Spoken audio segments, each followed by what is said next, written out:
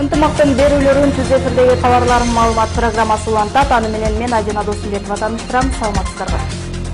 Программабызда адаттагыдай эле күндүн негизги темалары менен баштайбыз. Бүгүнкү чыгарылышта июнь окуясына тиешеси жок 42 адам мамлекетте негизсиз үй алганын мекемелер аралык комиссия иликтеп чыкты.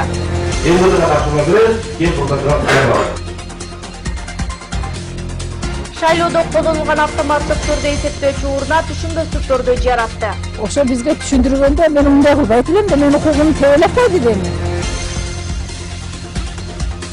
Ошто жергиликтүү элдерден кийимин кийген куурчактардын конкурсу өттү. Бул Корея, мына таджик, бул уйгур, бул орус, бул кыргыз.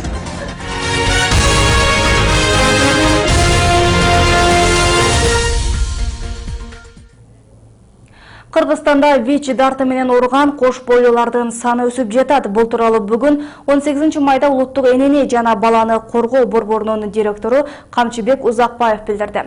Анын айтымында акыркы жылдарда кош бойлуулардын арасында ВИЧ дартын жуктуруп алгандардын саны жогорулап жатат.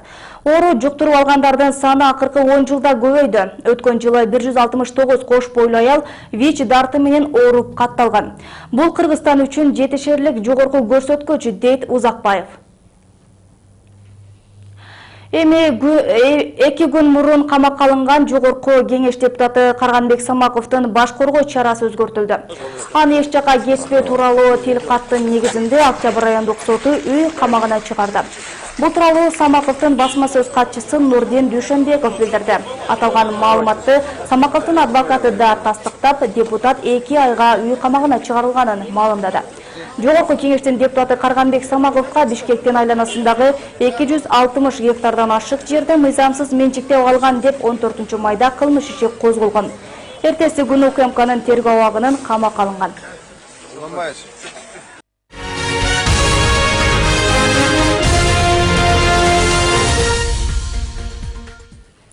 Июнь окуясына тиешеси жок 42 адам мамлекеттен негизсиз үй алганын мекемелер аралык комиссия иликтеп чыкты. Эми бул батирлердин берилишинин мыйзамдуулугун башкы прокуратура жана Ички иштер министрлиги текшермей болду. Бул бүгүн мамлекеттик комиссиянын Ош шаарындагы акыркы отурумунда айтылды. Ошентип, бир нече жылдарга созулган мамдирекциянын үйлөрүн бөлүштүрүү ишине чекет коюлду. Ал эми калган үйлөрдү өкмөт кайрадан карап чыгат. Кененирээк кабарчыбыз Назгүл Ахунованын материалында. Июнь окуясынын жабырлануучулары үчүн курулган үйлөрдү бөлүштүрүү үчүн мамлекеттик комиссия акыркы отурумга топтолду. Комиссия мүчөлөрү жыйын башталышы менен эле буга чейин берилген үйлөрдө мыйзам бузуулар катталгандыгын белгилешти. Тактап айтканда, июнь окуясына тиешеси жок 42 адам мамлекеттен негизсиз үй алган. Бул факт мекемелер аралык комиссия иликтөөсүндө белгилүү болгон. Мүмкүн жергиликтүү комиссия чечим чыгарып бизге мамлекеттик комиссияга сунуш кылып аткан убакта мүмкүн бир чектеликтерге жол кетиргендир. Бирок бизде ушунча 5 жылдан бери бизде убакыттар болду, биздин мүмкүнчүлүктөрүбүз да болду. Алардын комиссиянын чечимин кайра караганга же болбосо жокко чыгарып койгонго. Отурумда белгиленгендей, окуяга тиешеси жок жарандар соттук медициналык экспертизадан документтерди жасалма толтуруу менен батир алышкан. Мисалы, бир эле жаран 2 ысым менен 2 башка коруктунду жазылып, 3 бөлмөлүү жана 1 бөлмөлүү батирге ээ болгон. Мындан сырткары, үй жабырлануучуларга эмес, жакындарына тийген фактылар да бар. Мыйзам бузуу менен мамлекеттен негизсиз үй алгандарды жана ага жол берген органдарды жоопко тартуу боюнча комиссия төрагасы Кыргыз Республикасынын вице-премьер-министри Тайырбек Сарпашев сунуштады. Бул боюнча бүгүнкү жыйын протокол менен эгер ушул сунушка макул болсоңуздар абсолют түрдө ушул 2 пункттан туруштуу добушка коем. Ким макул десеңиздер добуш бериңиздер. Ким макул? Ким каршы?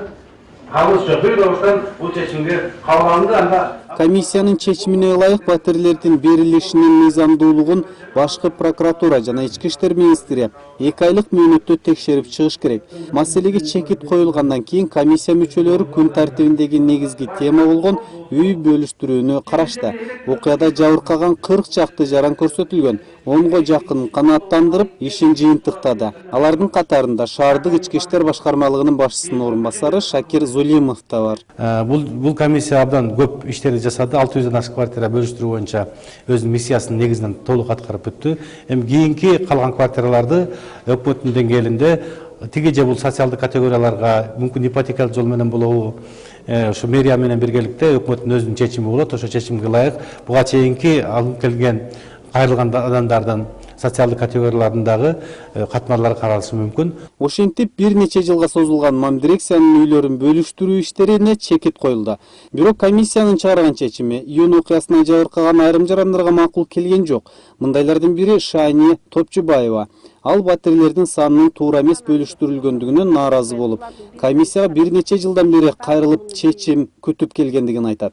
Ошол 2 комнат кылып бергиле, балам дайынсыз болгондугуна байланыштуу десек, карашканам жок, ооба муналар билеттеп коюп чыгып кетип калышты. Бул жерде чындык жок. Мен эч кандай чындыкка ишенбей калдык. Себеби өздөрү акча менен бар жогун бүтүрүп алышкан. Июнь окуясына катыштыгы жоктордон дагы көп акчаны алып жеп туруп үйдү беришкен булар үчүн. Буга чейин соттук медициналык экспертиза акыркы 5 жылда майыптуулук макамын алгандардын саны кескин өсүп кеткенин, ал 2010 жылдарга туура келерин маалымдаган болчу. Ошондой эле окуяга тиешеси жокторго үй алып берем деп акчасын алып жүргөн 3 топ кармалган. Белгилей кетсек, Ош жана Жалал Абад шаарларын калыбына келтирүү дирекциясы 19 үй курган. Азыр 300дөн ашык батир бериле элек. Асанбек Каракозиев, Назгүл Ахунова, Айбек Бедилбеков, Ынтымак. Ош милициясы кол калаңда жабыркаган аялдарды энелер күнү менен куттуктады. Бүгүн жергиликтүү милиция кызматкерлери Ош шейиттери коомдук бирикмесинин мүчөлөрү жана дин кызматкерлери 2010 жылдагы июнь кол калаңында каза болгондорду эскеришти. Иш-чара июнь кол калаңынын 5 жылдыгына карата кол калаңда балдарын жоготкон энелер үчүн уюштурулган. Ош облустук ички иштер башкармалыгынын жетекчиси Сүйүн Өмүрзаков энелердин орду чоң экенин баса белгилеп, куттуктоо сөзүн айтты. Ошондой эле тополуң кайра кайталанат деген имиштерге ишенбөөгө чакырды. Биздин мусулмандар ар дайым эне кадырлуу сыйлуу зат болуп келген. Урматтуу энелер, учурдан пайдаланып чоң ыраазычылык айтып кетем. Ошол күндөн бери ушу оор күндөрдө силер биз менен чогуу келип туура түшүнүп, силердин жүрөгүңүздөрдү берип, биз менен тең бөлүшүп ушундай кайгылуу күндөрдү биз сиздер менен тең бөлүшүп жүрөбүз. Баткен районунун Тажикстанга чектеш Аксай, Самаркандек жана Актатыр айыл аймактарында жергиликтүү кеңешке депутаттарды шайлоо өттү. Анда жаңы ыкма электрондук куту пайдаланылды. Айыл жеринде жаңы ыкма биринчи рет колдонулгандыктан жергиликтүү элге кызыктуу болду. Мындан улам шайлоочулардын катышуусу да жогорулады. Кененирээк аймактан кабарчыбыз баяндап берет. Каттуу жааган карабай айылдык кеңештин депутаттарын шайлоого жергиликтүү тургундар эрте менен эле активдүү катыша башташты. Шайлоо оңой болуптур. Эч тоскоолдугу жок. Өзүбүз каалаганыбызды шайлап кетип атабыз. Аймактагы бардык шайлоо участкаларында элдер электрондук ыкма менен добуш беришти. Айыл жеринде жаңы ыкма алгачкы жолу болгондуктан жергиликтүү шайлоо комиссиясынын өкүлдөрү көзөмөлдөштү. Азыр ел жакшы келди. Где-то saat 12 билдиргече раса жыйын зор келди. Манетте эки там элсе элдин алдын токтотуп турду. Манетте очередь болуп кетти. Где-то азыр бир 400 нары ел шайланды. Азыр бир saat 2ден кийин сал бошошту элени көп шайлоо. Ана онча иши бар нары берилер келип атат. Тынч өтүп атат. Улам бир элдин түшүнүгү болуп калды. Жылдарга караганда быйыл өтө эле жакшы өттү. Электрондук шайлоо кутусунун артыкчылыгы бир баскыч аркылуу шайлоонун жыйынтыгы автоматтык түрдө аныкталып, ошол эле учурда шайлоонун токтому да даяр болот. Бул ыкма шайлоонун жүрүшүнө байкоо жүргүзгөндөргө да ыңгайлуу болду. Мындай автоматташтырылган нерсе эң ыңгайлуу болуп калды байкоочуларга. Мурдагы шайлоолордо мындай болгон эмес. Алеги ким кандай кылды, кантип ташайт, эч ким билбейт эле, байкабай калат эле. Комиссия эми көп болот эле. Азыр эң ыңгайлуу элге дагы шайлоочуларга дагы байкоочуларга дагы ыңгайлуу болуп калды. Талаш татыш болуп турган. Арасында эми болуп турат да, спор көп болот эле. Мындайча болду эле, мүнтүп ташадыңар, кандайча болду дейт эле. Азыр эсен утуруп чыгарып турат. Добуш берүү учурунда адашкан же булгап алган шайлоочулардын бюллетендери өзүнчө кутуга салынды. Азырынча элдер жаңы ыкмага жакшы көнүшө элек. Келерки шайлоого чейин калкка бул тууралуу кенен түшүнүк берилет. Зайырбек Омурзак уулу, Ынтымак, Баткен. Темага улай шайлоодо колдонулган автоматтык түрдө эсептөөчү урна түшүнбөстүктөрдү жаратты. 17 майда өлкөдө биринчи жолу массалык түрдө айылдык кеңеш депутаттарын шайлоо электрондук ыкма менен өткөрүлгөн. Көпчүлүк шайлоо участкаларында шайлоочулардын бюллетени жараксыз деп табылып, добушу эсептелген жок. Аны шайлоочулар элдин бул жаңычылдыкка даяр болбогону жана түшүндүрүү иштеринин солгун жүргөнү менен байланыштырат. Теманы каларчыбыз Назгүл Ахунова улантат. Кече күнү республикада айылдык кеңеш депутаттарын шайлоо жаңы технологиянын негизинде өткөрүлдү. Жаңы системада дээрлик бардык шайлоо участкаларында бюллетен жараксыз табылган учурлар катталды. Мисалы, Ноокаттын Көкпел участкасында 2 саатта 200 бюллетен урнага салынып, 15 жактысынын добушу жокко эсептелди. Башкача айтканда, урна ал бюллетендерди кабыл алган жок. Азыр эми картаң адамдар гана аз маз түшүнбөстүк менен ушундай ондой бюллетен жараксыз болуп калды да. Булар өздөрү макул болушту, өздөрү көрүштү, өздөрүнүн катачылыгын моюндарын алып эч кандай наразычылыктар болгон жок да. Жок, азыр жараксыз өзү күнөө өзүндө болуп калды да. Биз 8 мандаттуубуз да. 8 мандаттуунун ордуна бирөө 9'ду чийип, бирөө 12 жолу 12 адамды чийип алыптыр да. Ошон үчүн бюллетен жараксыз болуп калып, баягы электрондук урна албай койгондо жанындагы урнага салдык. Ошол бирок ол шайлоо укугунан ажырады да. Айрым шайлоочулар өзү каалаган талапкерге бюллетени жараксыз болуп калганы үчүн добуш бере албаганына нааразы болуп, шайлоо комиссиянын мүчөлөрү менен түшүнбөстүктөр жаралды. Аны жарандар элдин бул жаңычылыкка даяр болбогону жана түшүндүрүү иштери солгун жүргөнү менен байланыштырышат. Ошо бизге түшүндүргөндө мен мындай кылбайт элем да, мен укугумду тебелеп койду деме. Мен эмне кылам эми? Кайра киргизбейт экен. Муну билгенде мен ондой түктөбөйт элем. Колума алып койсо эле мен баштагыдай окшойт эле тура берипмин да. Жаңы система боюнча урнага бюллетен салынары менен дароо автоматтык түрдө санала баштайт. Эгерде бюллетенге белги ашыкча коюлуп калса, урна аны кабыл албай чыгарып коет. Мындай учурда шайлоочунун экинчи ирет кайра добуш берүүсүнө мүмкүнчүлүк берилбейт. Эгер электрондук урнага салганга чейин гана ката белгилегенин айтып, башынан толтура алат. Бир аксакалыбыз точка коюп алыптыр. Ошол анан кайра алынбай калды эле. Бул электрондук ыкма ушундай экен. Кайрадан биз байкоочулар өзүбүз кеңешип, ушуну кайрадан бир салып көрбөйлүбү десек, бардыгы макул болду эле. Кайрадан ошол немени кайрадан киргиздик эле. Баягы аппарат кабыл алды. Ошол 30%ке чейин болуш керек экен. Баягы квадраттын ичи 30%тен жетпей калса ага уже аппарат кабыл албай калат экен да. Жаңы система боюнча шайлоо буга чейин Токтогулда тажрыйбаланган болчу. Ал эми аймакта биринчи жолу бул ыкма колдонулуп жаткандыктан ката толтурулган болсо, урнага 2 ирет таштоого уруксат берүү жагын карашса болмок деген шайлоочулар да болду. Жаңы ыкма парламенттик шайлоого карата тажрыйбаланып жатат. Шайлоо комиссиянын мүчөлөрү атайын окуудан өтүп, шайлоочуларга түшүндүрүү иштерин жүргүзүшкөн. Акылдашып азыр маселе чечилип жатат. Бул машина жанагындай жараксыз болгон бюллетендерди албайт. Бирок биз кийинки парламенттик шайлоодо ошол жана Миру систем фирмасынын инженер конструкторлору менен сүйлөшүп атабыз. Аны ошол жараксыз бюллетенди деле машинанын алышын жагын чечилип атат. Кече күнү Кыргызстанда 15 айылдык кеңештеринде депутаттарды шайлоо өттү. Жалпысынан 49 участкада шайлоо жүрдү. Баарында электрондук ыкма колдонулса, саналуу аймактарда биринчи ирет биометрикалык маалыматтын негизинде болду. Кара Суу районундагы Сары Колот, Кара Бурадагы Бакыян жана Жайыл районунун Кызыл Дыйкан айылдарында жарандар биометрикалык маалыматтардын негизинде добуш беришти. Парламенттик шайлоодо ар бир участкада биометрикалык маалыматтын негизинде гана өтмөкчү. Назгүл Ахунова, Замбузриков, Ынтымак.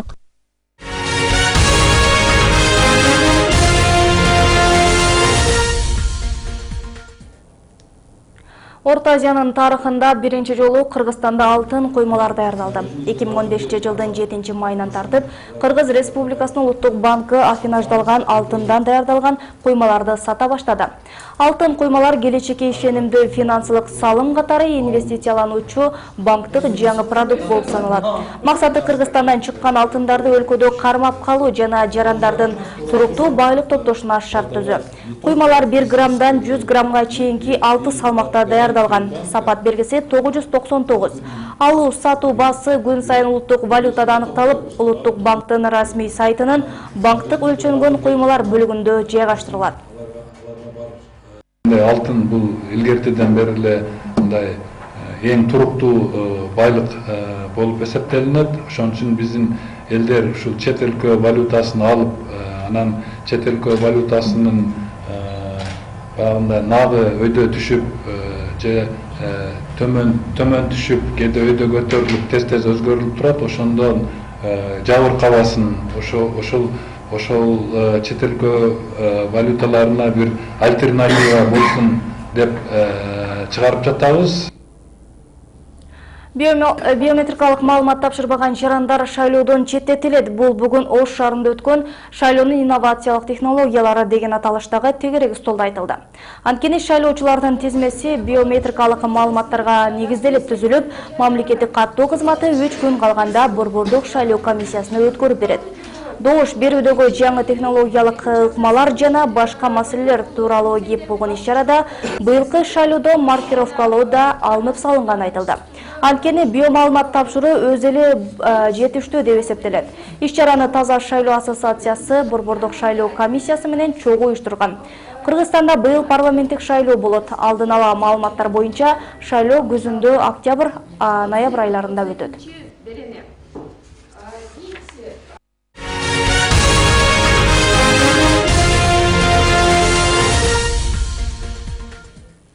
Баткенде райондук борбордон 50 чакырымдай алыстыкта жайгашкан Кыштут айылында кыш чилдесинде 3 ай күн, жай Саратанда 3 ай тийбейт.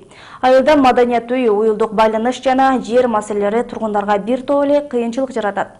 Бул кичине кыштакта ар бир киши башына 1,5 сотуктан жер үлүшү тийген. Айыл көйгөйлөрү менен аймактан кабарчыбыз Зайырбек Өмүрзак уулу таанышып келген.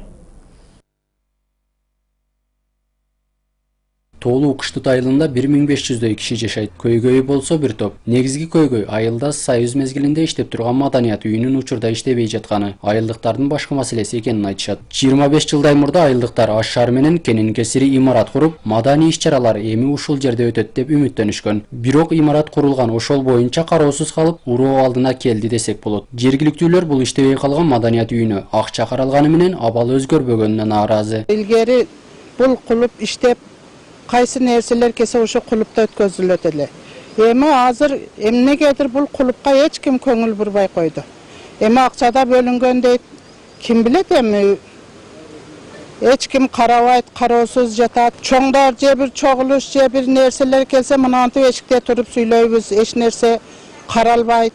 Эми бизди да ушу тоолуу райондорду мына алыскы четки немелерди карап койсо болот айыл кыштактарда. Ал эми айыл башчы маданият үйүнүн учурда иштебей калышынын башкы себеби ашар жолу менен курулганын айтат. Аталган имаратка бөлүнгөн акча болсо оңдоп түзөөгө жетпегендиктен анын ордуна 150 000 сомго 3 бөлмөлүү китепкана курулган. Мындай абалдагы кеңсеге өкмөттөн үмүт үзүлгөнүн айтат айыл башчы. Кулуп деген аты болбосо сапаты жок. Шайлоо учурларында депутаттарга кайрылдык, ар нерселерди сурансак макул болот. Анан шайлоо алдында макул дегени менен кийин ишке ашпай калып отурат. Анан өзүбүздүн өкмөттүн чарасы жетпейт. Азыр өзүңөр билесиңер, кулупту кайрадан бутуна тургузуш үчүн миллиондогон акча керек. Өзү ашар жолунда курулган. Ашар жолунда эми баары бир ашар экен. Бир 5-10 жыл кызмат кылгандан кийин азыркы абалыга келип калды. Бул айылды дүйнө менен байланыштырган телефонду колдонгондор сейрек кездешет. Анткени Мегаком уюлдук операторунан башка байланыш жок. Ал да айылдын бир четинде тарса, экинчи четинде жок. Айыл тургуну Тажикхан Тагайова балдарынын баары сыртта жүргөнүн, алар менен байланышууга бир топ кыйынчылык жаралаарын айтат. Мегакомдон башка немебиз жок биздин алакабыз. Бала чакабыз узак жуукта баардыгы билайын салыш керек, же Мегаком салып, шонтуп зорго байланышабыз да. Башка энди немелер болсо бизге жакшы болуп калат эле. Бир мисалы 50 сом салып чыксак, эч канчага түтүш бербейт, эч канча сүйлөшө албай жок болуп калат да. Эми шого бир карашы берселер жакшы болот. Айыл тоолуу аймак болгондуктан шарты катаал. Айылга кыш чилдесинде 3 ай күн, жай Саратанында 3 ай тийбейт. Мындай катаал шарттуу жерде жан багуу үчүн бөлүнгөн жердин жетиштүү эмес экенин да кошумчалашат тургундар. Бизди Алла Таала менен кыскан эмес, Кудай көрсөткөнүн көрөбүз. Жерибиз дагы өзүбүзгө 1,5 сотуктан гана жан башына тийип калган. Биздин кыргыз өкмөтүнүн ар бир жерлеринде бар 60-70 сотуктан тийген жандарын. Ушундай татаал шартта жашаганыбызга байланыштуу бирок бизге Кыргыз өкмөтүнүн эч кандай статус же болбосо кошумча бир жардам көрсөтүлгөн жери жок али дагы. Шарты катаал болгонуна карабай, айылдан таланттуу инсандар көп чыккан. Ар бир жаран айылда туулганына сыймыктануу менен ырларды да жазышкан. Кыргыз элим кымбат туусум барынан, арасынан кыш тутумду сагынам. Мен төрөлүп атам өскөн жер экен, эл жашаптыр алты кылым мурдатан. Туулган жер көзгө жакшы көрүнөт, шаарлардан, айылдардан бөлүнөт. Мен жашаймын бабам өскөн кыштутта, чоочун адам келсе сөзсүз сөгүнөт. Кыштут деген жерге келсең абайлап, Алла Таалам жараткандай атайлап, күндүзү күнгө, түнү айга кумарсың, тийбей калат 10 күн эмес 3 айлап. Эске сала кетсек, Кыштут айылы дүйнө кызыктары аттуу китепке кирген. Бул таң каларлык болгон айылга мындан 300-400 жыл мурда эли отурукташа башташкан. Азыркы күндө 1500дөй калкы бар. Жергиликтүү жол, суу маселелерин айылдыктар уюша калып эле ашар жолу менен чечип алышат. Зайырбек Омурзак уулу, Ынтымак, Баткен. Кезекелер алык жаңылыктарда дүйнөдө орун алган орчундуу окуялардан кесиптешим Самара Ашырбаева айтып берет.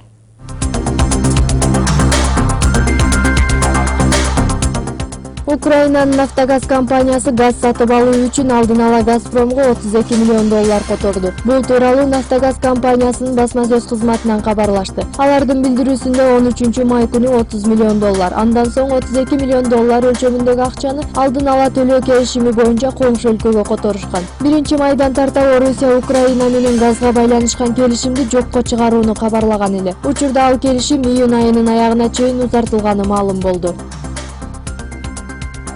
Австралиянын Виктория штатында көзү азиз дүлөй аял Мишель Стивенс биринчи ирет телефондо сүйлөштү. Ал азиздер үчүн телефонго орнотулган атайын системанын жардамында сиңдиси менен сүйлөшкөн. Мындай жаңы үлгүдөгү технологияны АКШдагы текшерүүдөн өткөрүүдө. Брайль шрифти менен жабдылган система ишке кирсе, көзү азиздер жумушка орношуу мүмкүнчүлүгүнө ээ боло алышат.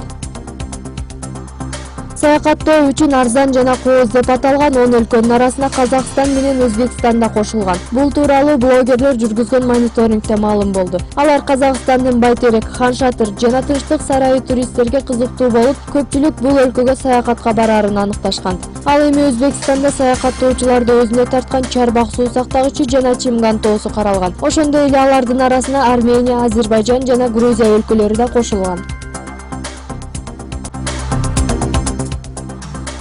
Нигериянын Самбиса токойунда жайгашкан Боко Харам ислам тобунун 10го жакын базасы жок кылынды. Бул тууралуу куралдуу күчтөр кызматынын басма сөз катчысы билдирди. Анын айтымында бир канча согуш жандары жок кылынып, бир аскер кызматкери атышуудан набыт болгон. Ошондой эле учурда Боко Харам тобунун эң чоңдөлгөн бир эле лагери калганын кошумчалашты.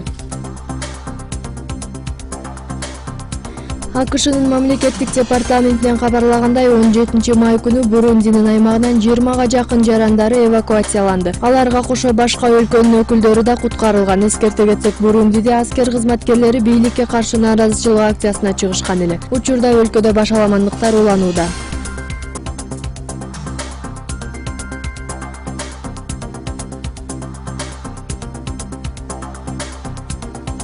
Британиялык спортчулар дүйнөдөгү чоң аралдардын бири болгон Гренландия аралын лыжа менен 9 күндө басып өтүштү. Жүрүшкө катышкандардын бири 25 градус суукка карабай рекордтук көрсөткүчкө жетүү үчүн уктабай жүрүшкөнүн айтып, жалпысынан 560 км аралыкты басып өтүшкөнүн билдирди.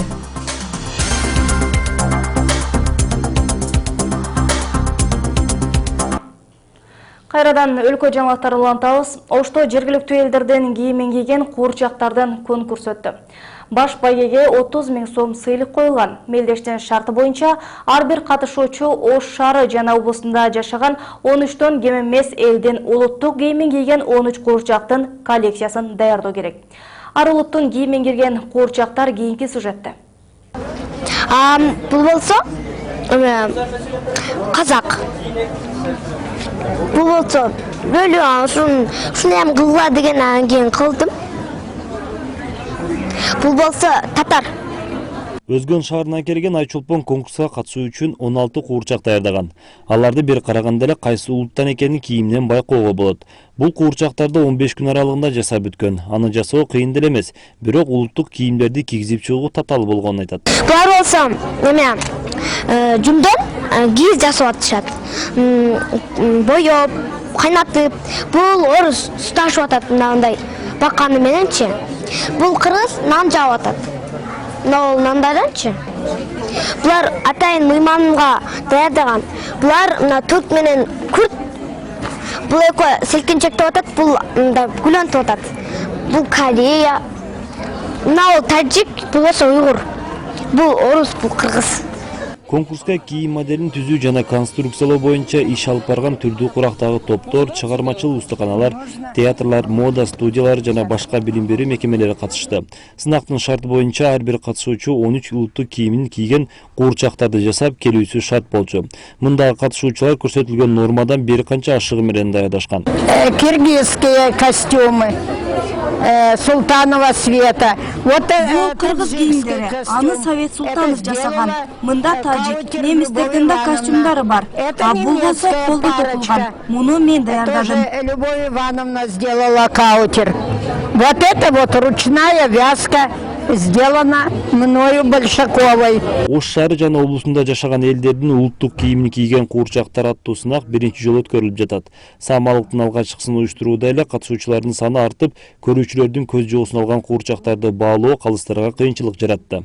Şu kalıslar менен талашып тартышып отуруп мындай bir чечимге келдик. Бардыгына биринчи орун берсе болот экен. Бардыгыңарды сыйласаңар болот экен. Бирок биринчи жолу өтүп аткан үчүн мен эмесе көп эле мындай мероприятие өткөргөн кишимин, өзүм башыма айланып калды ачыгын айтканда. Ошон үчүн алган дагы, албаган да капа болбосун деп бардыгыңарга бирден ушу сертификат берүүнү туурдаттыр. Аталган конкурс улуттук кийимдин келип чыгуу тарыхын изилдөөгө, Кыргызстан элдеринин улуттук кийимдеринин салтын сактоого багытталган. Баш байгеге 30 000 сом, экинчи орунга 20 000 сом, үчүнчүгө 10 000 сом коюлган. Андан сырткары ар бир катышуучуга грамота жана беректер тапшырылды. Акылбек Розматов, Адина Досумбетова, Заир Абдукеримов, Ынтымак. Эң кичинекей катышуучубуз бул 8 жашар Айчолтун Мисакова кызыбыз. Мына ушундай жагымдуу маалымат менен программабызды жыйынтыктайбыз. Ушул жана башка кабарлардан Ынтымак Чекит KG сайтында таанышып турсаңыздар болот. Ынтымак Чекит KG сайты ар дайым сиздердин кызматыңыздарда.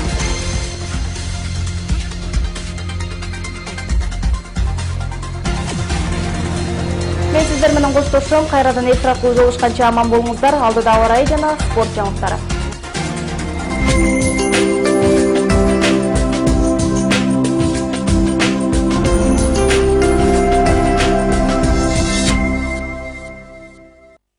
Народ, подскажите, где ваша качественная стоматология? Кыздар, биздин шаарда сапаттуу сулук салону кайда жайгашканын билесиздерби? Алелин көчөсүндөгү зудлик менен сатылат. Мен машина алайын деп жаттым эле. Быйыл болсо 34-кузовтан.